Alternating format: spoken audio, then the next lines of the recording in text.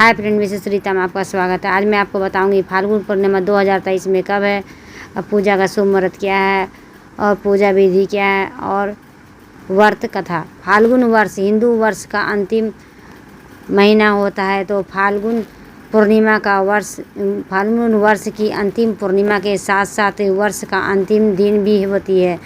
फाल्गुन पूर्णिमा का धार्मिक रूप से तो महत्व है ही, साथ में ही सामाजिक संस्कृति के नज़रिए से भी उसका बहुत महत्व है। पूर्णिमा पर उपवास भी किया जाता है, जो सूर्योदय से आरंभ होकर चंद्रोदय तक रखा जाता है। वहीं इस त्यौहार का सबसे खास बात यह है कि इस दिन होली पर्व का दिन होता है, जिसे बुराई पर अच्छाई की विजय के रूप में मनाया जाता है और तमाम लकड़ियों को इकट्ठा कर सभी प्रकार की आत्मकताओं की होली जलाई जाती है। 2023 में फाल्गुन पूर्णिमा का व्रत 7 मार्च को रखा जाए। इसी दिन होलिका दहन भी किया जाता है। इस फाल्गुन पूर्णिमा के शुभ मुहूर्त इस प्रकार है। पूर्णिमा तिथि का आरंभ दोपहर 4:17 तक, पूर्णिमा तिथि का समाप्त शाम 6:09 तक है। मान्यता है कि फाल्गुनी पूर्णिमा का व्रत करने से व्रती के सारे संताप मिट जाते हैं और सभी कष्टों का निवारण होता है।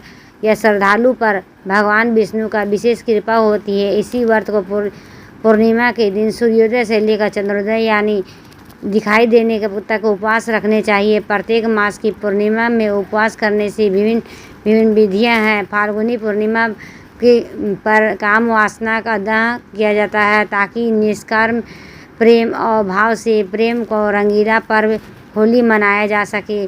फाल्गुन पूर्णिमा की बहुत हिस्से ही महत्वपूर्ण होते हैं, इसलिए फाल्गुन में बहुत ही महत्व होते हैं। फाल्गुन पूर्णिमा की पूजा विधि।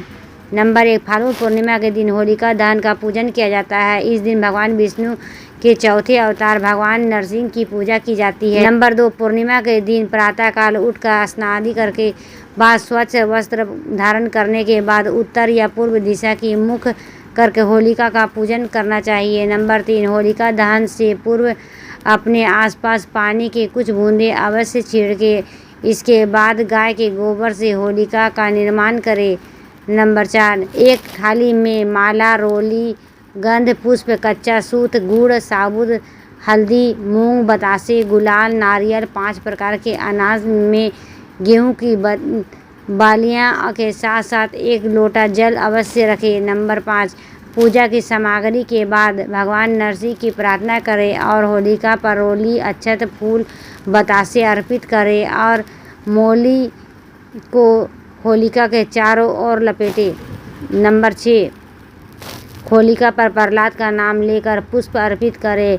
भगवान नरसिंह को नाम लेते हुए 5 बार अनाज चढ़ाएं। नंबर 7, पूजा संपन्न होने के बाद होलिका दहन करें और उसकी परिक्रमा करना ना भूलें। नंबर 8, होलिका की अग्नि में गुलाल डालें और घर के बुजुर्गों को पैरों में गुलाल लगाकर आशीर्वाद लें। फाल्गुन पूर्णिमा के व्रत कथा। फाल्गुन पूर्णिमा के व्रत वैसे तो अनेक कथाएँ हैं, लेकिन नारद पुराण में जो कथा दी गई है वह असुर राज हिरण्यकश्यप की बहन राक्षसी होलिका दहन की कथा है, जो भगवान विष्णु के भक्त और हिरण्यकश्यप की पुत्र प्रहलाद को जलाने के लिए अग्नि स्नान करने बैठी थी। लेकिन प्रभु की कृपा के होलिका स्वयं ही अग्नि में भस्म हो जाती है। इस प्रकार की मान्यता है कि इस दिन लकड़ियों को, उपलों आदि को इकट्ठा कर होलिका का निर्माण करना चाहिए और मंत्रोच्चार के साथ शुभ मुहूर्त में विधिपूर्वक होलिका दहन करना चाहिए। जब होलिका अग्नि में तेज होने लगे तो उसकी परिक्रमा करते हुए खुशी का उत्सव मनाना चाहिए और होलिका दहन के साथ साथ भगवान विष्णु व प्रहलाद की पूजा करनी चाहिए। असल में होलिका अहंकार और पाप कर्मों का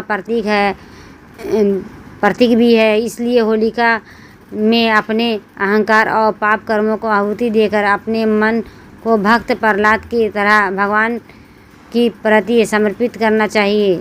दोस्तों, ये वीडियो आपको कैसी लगी? लाइक करें, सब्सक्राइब करें, बेल वाला आइकन को ऑल में प्रेस करें ताकि इसी तरह के लेटेस्ट वीडियो रोजाना बाय बाय।